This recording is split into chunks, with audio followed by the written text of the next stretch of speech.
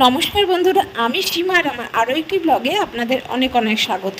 তো বহু বছর বাদ চলে গেছিলাম রথের মেলায়, আমাদের বর্ধমানের রথতলায়, যেখানে প্রত্যেক বছরের মতো এবছরও রথের মেলা হচ্ছে। তো আমরা যাওয়ার সময় দেখি সেখানে অলরেডি বৃষ্টি হয়ে গেছে।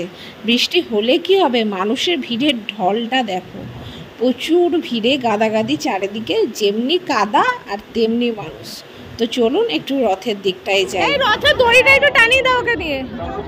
প্রণাম করলো।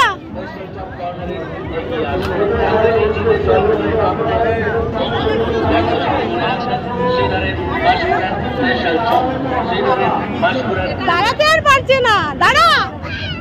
হ্যাঁ দাঁড়িয়ে থাক, বসবি না। আমি বুঝতেই পেরেছি। এখানে ফটো ভালো আসছে। হ্যাঁ এই ইয়েলোটাতে চাপ।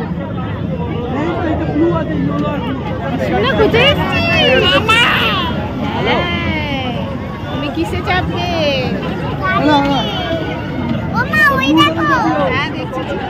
শোনা টাটা। বাবেসগুলো উড়াচ্ছে, তাই বললি যে এত বড় বড় হয় কি করে।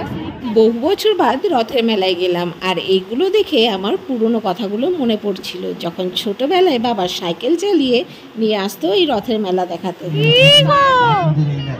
খেলনা কিনে দিচ্ছি, দাঁড়াও। আর এই বাচ্চাদের মেলায় নিয়ে যাওয়া খুব চাপের, একবার এটা কিনে দাও, একবার ওটা কিনে দাও, একবার রাইডে চাপাও। জিনিস কিনবো কি, চারিদিকে খাবারের গন্ধে মৌ মৌ করছে। টাইট না লুজ? কি হচ্ছে, একদম ঠিক আছে, একটু লুজ আছে তো। এবারে জানেন, মেলায় গিয়ে বেশ দারুণ দারুণ আংটি দেখতে পেয়েছিলাম, তো লোভ সামলাতে না পেরে আমি এই 3টে আংটি নিয়েই নিলাম। রথের মেলা আর সেখানে পাঁপড় ভাজা থাকবে না, এটা কোনো কথা হলো?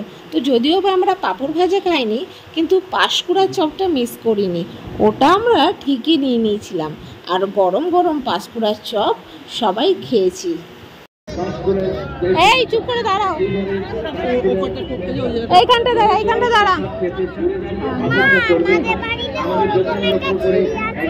হ্যাঁ হ্যাঁ হ্যাঁ, ঝুড়ি আছে, ঝুড়িটা নোংরা হয়েছে, আমি পরিষ্কার করে দেবো। এমা এখানে চপ গোল গোল করেছে। হ্যাঁ এরকমই তো হতো, এখন তো সরু সরু সে ল্যাংচার মতো করে দিয়েছিল। মেলায় এলে পরে এটা মাস্ট।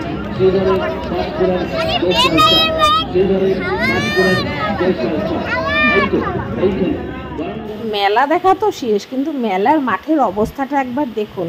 আর আরেকজন বেচারি তো জুতোটা মেলাতে ফেলেই চলে গেছে, আর বোধহয় সে জুতো সামলাতে পারেনি।